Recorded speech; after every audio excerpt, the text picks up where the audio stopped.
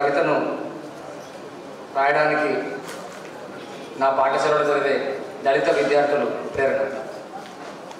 శీర్షిక గురి. నువ్వెప్పుడైనా నా కళ్ళలోకి తొంగి చూసావా?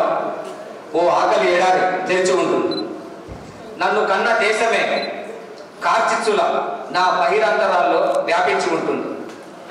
ఇప్పుడు నాకింత బువ్వ కావాలి, కుల మతోన్మత్త విషం లేని ప్రేమ కావాలి. నువ్వెప్పుడైనా నా శిరస్సును చూసావా? నువ్వు విసిరిన రాతి పరాగం యుగ యుగాలుగా పదిలం. శ్మశానాన్ని మోసే నాకు మహావైశాల్యపు గుండె నీడ కావాలి. నీ మతం గత్తులేని పచ్చని శ్వాస కావాలి. సుకుమారంగా నన్ను మేల్కొల్పే మృదు ఉదయం కావాలి. అవును, నువ్వెప్పుడైనా నీ నిర్లజ్జ బుద్ధి దాటి నా గుండెను తడిగావా?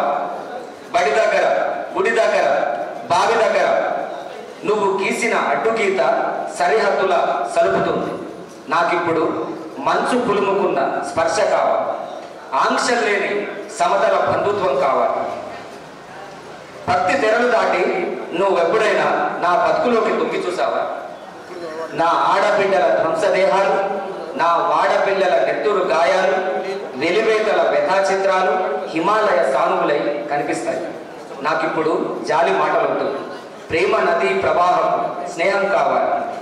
ముఖ్యంగా మన నెత్తురు వాగుల సాంకర్యం కావాలి. ఇస్తావా?